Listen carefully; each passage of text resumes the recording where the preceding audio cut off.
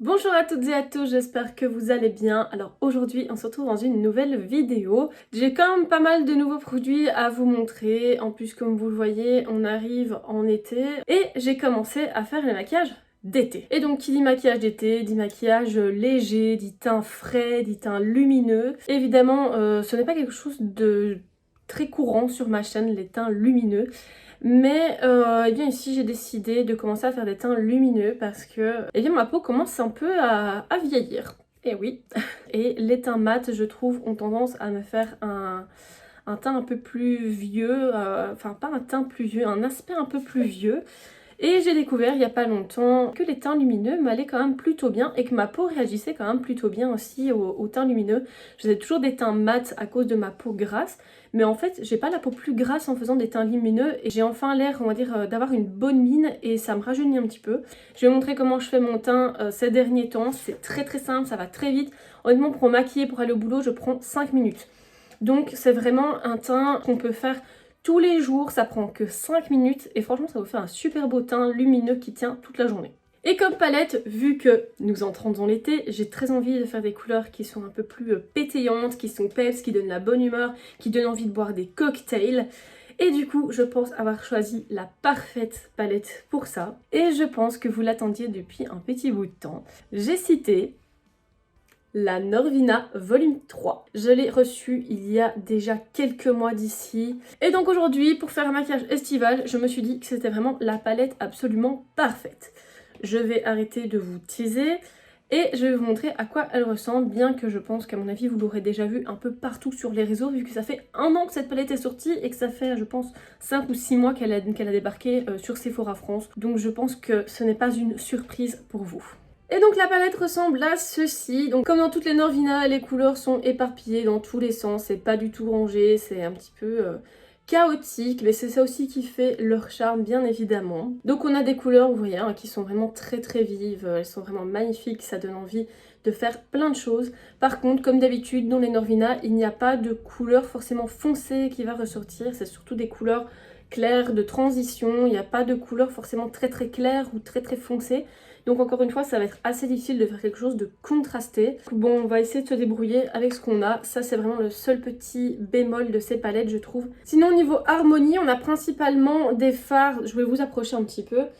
Au niveau harmonie, on a principalement des fards qui sont mat. On en a quelques-uns qui sont pailletés. Il y en a quelques-uns irisés. Mais vraiment, principalement, j'ai l'impression que ce sont des fards mat. Ce qui est très bien comme ça, personnellement je préfère les fards mat que les fards irisés ou brillants. Au niveau du grammage, comme d'habitude, on est sur du 1,8 g x 25 fards. Donc on est sur des quantités tout à fait raisonnables, on est sur un prix de 70 €. La palette, donc comme d'habitude, hein, au niveau rapport qualité-prix, on est vraiment sur un prix normal, même si c'est très cher.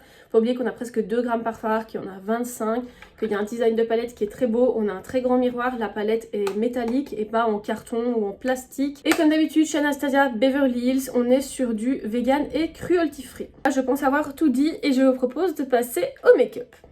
Alors comme base, c'est très simple, je n'en mets plus. Tout simplement comme base, je vais venir utiliser ma crème hydratante qui est une crème hydratante légère de chez Joae pour les peaux normales à mixtes, même sensibles.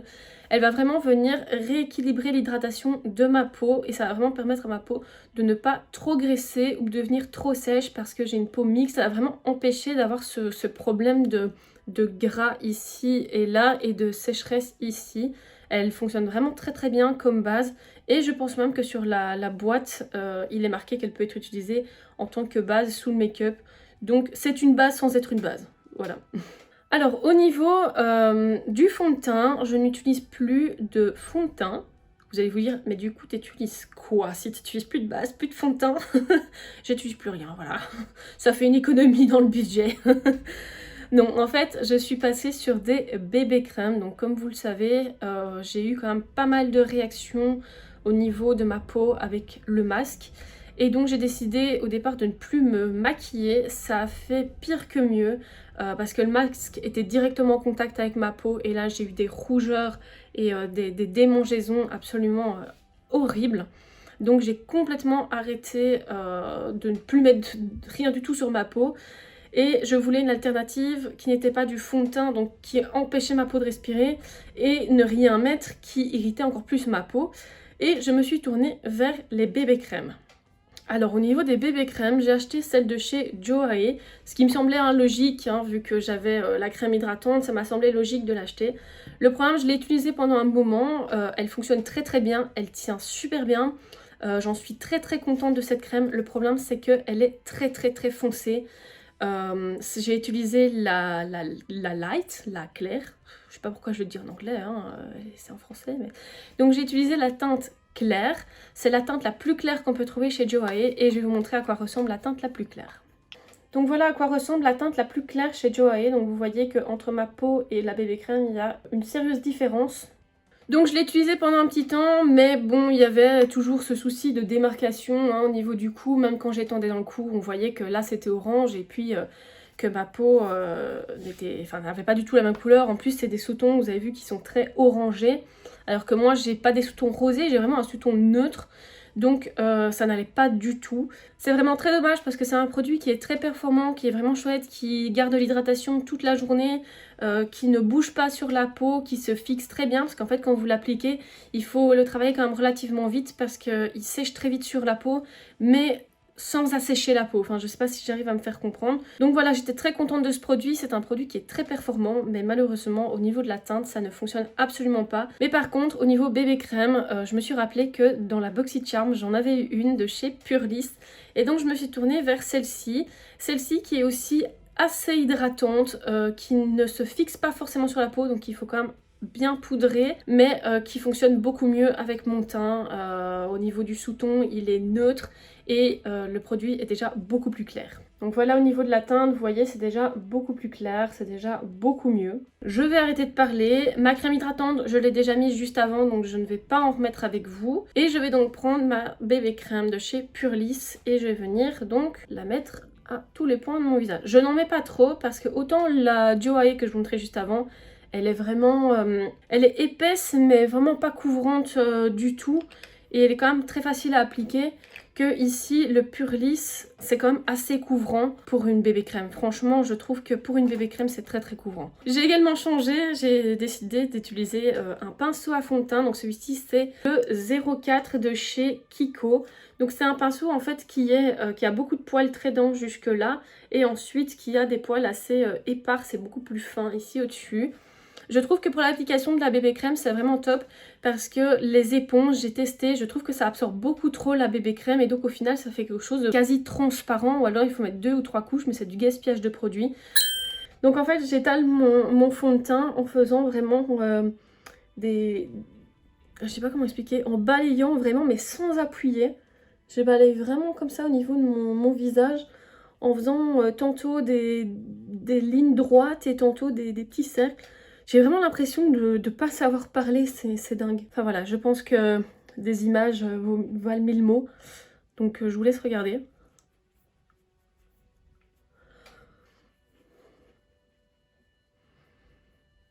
Alors je sais vraiment pas du tout si c'est bien comme ça qu'on est censé appliquer du fond de teint au pinceau. Mais en tout cas, moi je trouve que ma technique elle fonctionne vraiment très très bien. Ça permet de ne pas avoir de coups de pinceau, ça permet d'avoir un rendu très naturel. Donc vous voyez, pour une bébé crème, c'est quand même assez couvrant.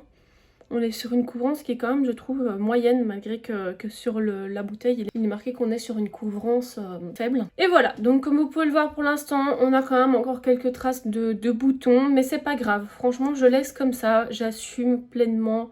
Au niveau de l'anti-cerne, personnellement, je ne suis pas du tout une personne cernée. Donc pour le moment, je n'en mets pas du tout, parce que je trouve que chez moi, l'anti-cerne a tendance à venir alourdir le dessous de mes yeux. Il a tendance à venir filer dans les plis et donc ça marque les ridules. Donc c'est pas très très joli. Donc pour l'instant, je laisse comme ça. Maintenant, si vous êtes fort cerné, n'hésitez pas à venir mettre une petite couche d'un anti-cerne. Voilà, n'hésitez pas. Mais pour ma part, je ne m'en mets plus. Enfin, du moins dans ce maquillage. Ça veut pas dire que j'en mettrai plus jamais. Mais en tout cas, dans mon maquillage de tous les jours et dans le maquillage que j'ai envie de faire aujourd'hui, je n'en mets pas. Au niveau de la poudre, je suis complètement tombée amoureuse de la palette Turn Up the Light de chez Too Faced. C'est le seul produit de ma commande Too Faced que j'ai aimé et que je continue d'utiliser. D'ailleurs, je pense que vous le voyez ici, c'était bien bombé et là, c'est tout plat. Elle est vraiment géniale cette palette, c'est dommage qu'elle coûte aussi cher, on est quand même sur 44 € cette petite palette. Donc comme j'adore la poudre ici, la Soft Focus au milieu qui est très satinée, si vous avez une référence à me donner sur une poudre, que ce soit compacte ou libre, qui est satinée comme celle-ci, n'hésitez pas à me la mettre en commentaire parce que je cherche partout après une poudre satinée et je n'en trouve pas. Donc cette poudre Soft Focus, je viens vraiment la mettre sur tout mon visage. Je viens poudrer tout mon teint avec cette poudre.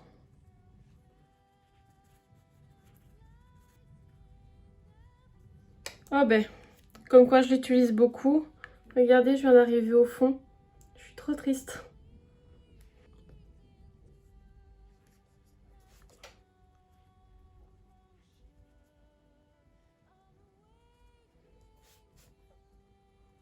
Et d'habitude, je prends donc le bout ici et je prends également la teinte qui se trouve, non pas celle-là, la teinte Glow, pour venir faire mon highlighter. Ici, je vais venir prendre une petite éponge parce que je ne saurais pas être précise avec ça. Donc voilà, je viens étaler l'highlighter. Le Glow, c'est vraiment un highlighter qui est très naturel, qui est très joli. Et en fait, avec la houppette, ça va vraiment faire des zones très intenses là où vous en avez envie. Et des zones moins intenses là où vous avez moins envie que ce soit intense. Moi ici pour l'instant je suis vraiment à fond sur le glow, donc comme vous voyez j'hésite pas à en mettre. Et ensuite je viens prendre mon Fidèle Blush de chez Ciate London que j'ai eu aussi dans une de mes Boxy Charms. J'adore ce blush, je trouve que la couleur est super jolie, il est un petit peu satiné. Il donne vraiment un teint très frais et donc je viens l'appliquer en fine couche. Donc j'appuie presque pas sur mon pinceau.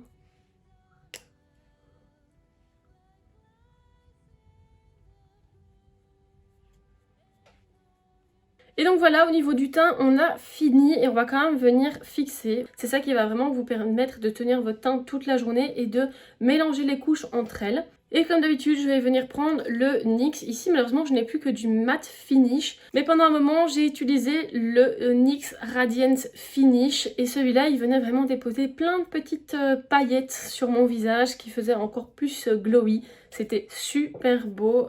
Malheureusement, je n'en ai plus retrouvé. Je crois qu'il était en rupture de stock sur Beauty Bay quand j'ai refait ma commande. Donc j'ai repris du mat. Mais ça fait très bien l'affaire. Et donc bah, voilà, en attendant, je mets du mat. Maintenant, on va venir faire les sourcils. Alors les sourcils, je les fais aussi de manière extrêmement simple pour le moment. Je viens prendre le Tinted Brow Mascara de chez NYX. Et je viens tout simplement coiffer mes sourcils comme j'en ai envie. Donc ici, c'est la teinte Black pour venir foncer mes sourcils.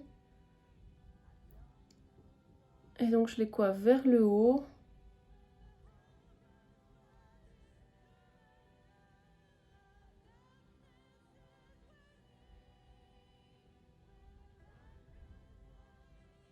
Donc voilà, maintenant on va venir poser la base et rectifier, nettoyer un petit peu le bas des sourcils qui est un petit peu la catastrophe.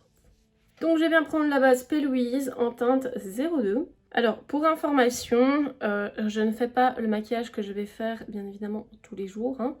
Si vous voulez savoir, ici comme dernière étape lorsque je vais travailler, je mets simplement un petit peu de mascara sur mes cils. Et c'est tout, c'est fini, je vais au boulot, c'est ciao. Donc je prends ma base P. Louise et je vais venir l'appliquer sur toute ma paupière, vu qu'ici on va faire un maquillage avec des fards et on veut que ce soit intense.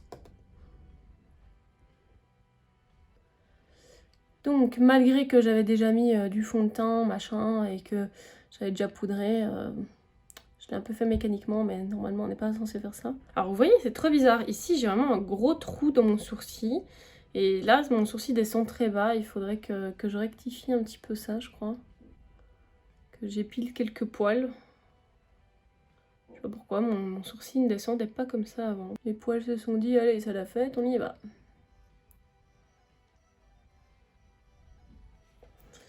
Je reprends ma petite éponge, je mets de l'autre côté et je viens intégrer la base au teint. Bon, Voilà, on a un sourcil déjà un petit peu plus nettoyé, c'est un petit peu plus joli. Hein. Alors, pour l'instant, je vais prendre la couleur C3 avec mon fidèle 231 de chez Zoeva.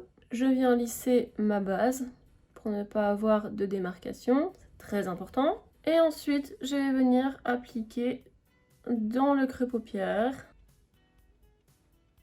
Alors d'habitude, je dis que les Norvina sont vraiment pas faites pour les débutants.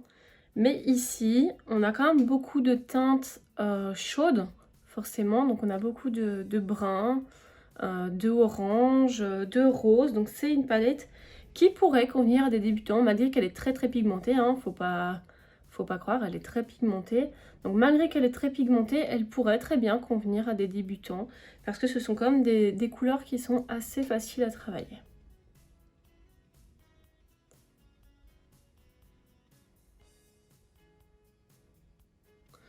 Je sais pas du tout encore ce que je vais faire, je dois vous avouer, je pars un peu en freestyle. Je t'ai dit que j'allais faire un halo et puis finalement je sais pas, je le sens bien d'étirer ma forme.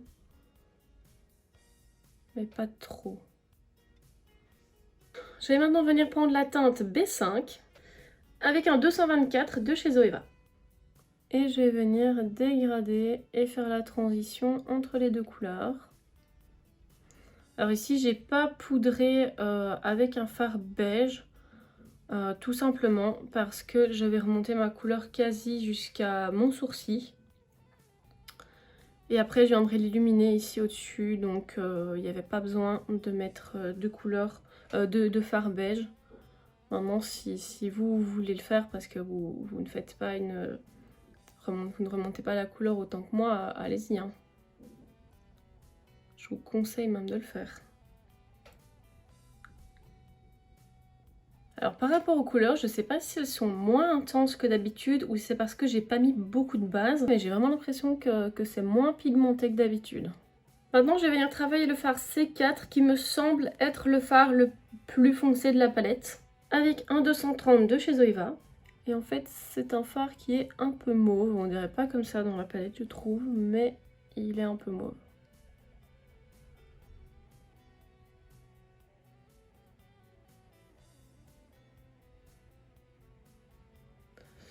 Bon, je vais revenir un petit peu... Ouais, en fait, celui-là est très très pigmenté. Donc, c'est les deux autres fards qui étaient, je pense, assez peu pigmentés. Voilà. Je reviens avec mon tout premier pinceau et je reviens travailler un petit peu les couleurs. Si j'ai un petit trou au niveau de la couleur, hop. Faire attention, il chute un petit peu. Voilà.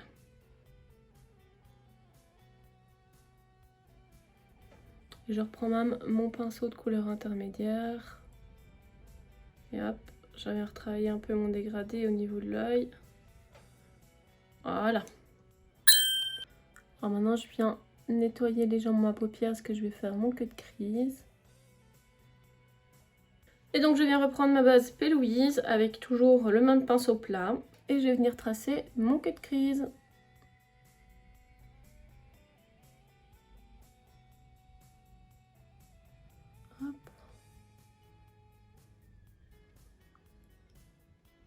Je reprends ensuite toujours la même éponge que tout à l'heure. Et je viens tapoter pour enlever le surplus de base. Et ensuite, je prends un bête pinceau propre assez souple. Et je viens faire la transition entre la base et le fard qu'il y avait avant. Pour ne pas que ça fasse une démarcation nette, sinon ça va se voir avec le fard qu'on mettra en dessous. Et donc ma prochaine couleur sera le magnifique vert moyen qu'il y a ici en E1 avec un 234 de chez Zoeva. Et je viens poser le vert. Alors attention parce que ici les couleurs que j'ai mis sont des couleurs un peu rougeâtres. Et vous n'êtes pas sans savoir, si vous connaissez votre colorimétrie, que le vert et le rouge sont des couleurs complémentaires. Et du coup, Faut faire attention à ce que ça ne fasse pas un liseré gris. Donc c'est ça que c'était très important de faire le dégradé juste avant, parce qu'ici on va éviter de venir poser le vert sur le rouge pour éviter d'avoir cette démarcation un peu grisâtre comme ça. Je sais pas si c'est ma base qui fait ça, ou si c'est le fard, mais regardez, j'ai des trous. Pourtant j'ai jamais de problème d'habitude avec les fards verts. Je suspecte ma base P. Louise de ne pas être bonne parce qu'en fait la 02 je l'avais déjà testée auparavant et j'avais eu le même problème, j'avais les fards qui accrochaient pas bien, qui faisaient un peu des trous comme ça, et puis je m'étais servi de la 01 et j'ai plus eu de soucis avec la 01, et là vu que mon teint est plus foncé qu'en hiver, j'ai utilisé la 02 et j'ai de nouveau ces problèmes de trous, donc je crois qu'en fait ma base P. Louise 02 est un peu défectueuse. Mais bon, tant pis, j'ai commencé avec celle-là, on finira avec celle-là. Ensuite, je vais venir poser le vert ici, légèrement irisé, le A4, que je vais venir poser avec un autre 234 de chez Zoeva.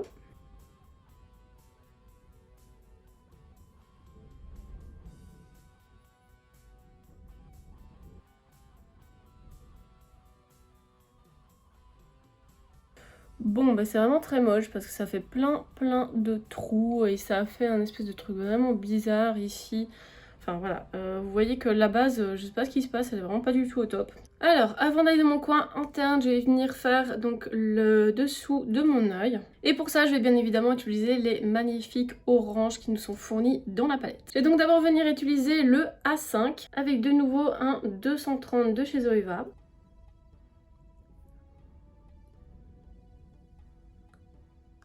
Et je vais venir appliquer jusqu'à la moitié de mon œil. Oh, purée, celui-là, il est hyper pigmenté, hein. Waouh! Je vais venir légèrement commencer le dégradé. Ensuite, je vais venir prendre le A2 avec un 231 de chez Zoeva. Ouf. Purée, les oranges, ils sont waouh, hyper pigmentés, quoi. Ils sont incroyables, les oranges. Ils sont vraiment super beaux, quoi. Ils sont super beaux, ils sont hyper pigmentés, hein, c'est dingue. Et la dernière couleur pour le dessus de l'œil, ça va être la E3 ici, qui a l'air d'être un magnifique corail pastel.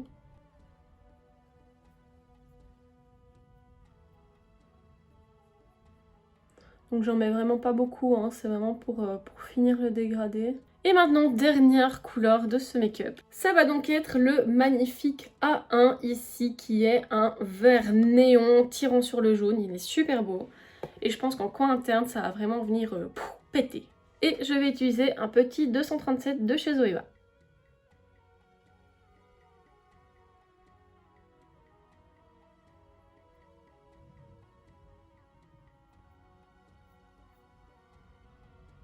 Et bien voilà, on arrive à la fin. Par contre, au niveau du coin interne, je trouve que c'est un petit peu triste, donc j'ai peut-être une idée pour le rehausser. Je vais reprendre ma palette Alchemist de chez Kat Von D. Je suis mon pinceau 237 que j'ai utilisé pour venir faire mon coin interne. Et on va venir poser un petit peu d'highlighter vert. Au niveau du coin interne, on vient bien l'écraser pour essayer que ça se fonde correctement. Est-ce que ça change quelque chose? Oui, je trouve quand même que ça change quelque chose, hein. On est d'accord. Ça pète un petit peu plus. Je viens déborder un petit peu comme ça. Je viens mettre un petit peu de brillant. Oui, hein, on voit la différence quand même, hein.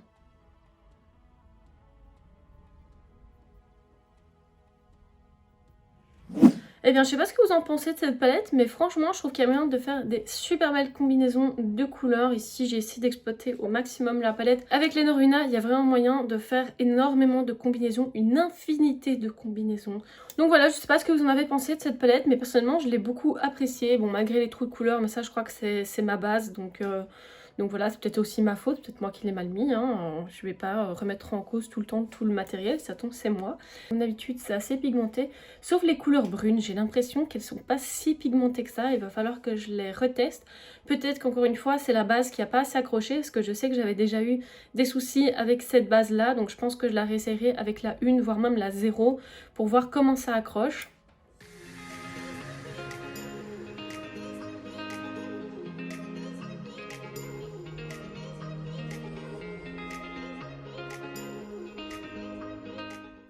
Et voilà, on arrive à la fin de cette vidéo qui aura peut-être été relativement longue, je suis désolée. Merci si vous avez regardé jusqu'au bout, jusqu'ici. En tout cas, j'espère que vous serez amusés durant cette vidéo autant que moi je me suis amusée à la tourner. Merci beaucoup de me suivre, merci beaucoup d'avoir continué à me suivre malgré que j'ai arrêté pendant un bon moment. Donc merci beaucoup de continuer à me suivre, merci beaucoup de continuer à regarder mes vidéos, merci beaucoup de continuer à vous abonner malgré mes longues pauses relativement courantes. Merci beaucoup pour tout, je vous envoie plein de bisous et je vous dis à très bientôt dans une nouvelle vidéo.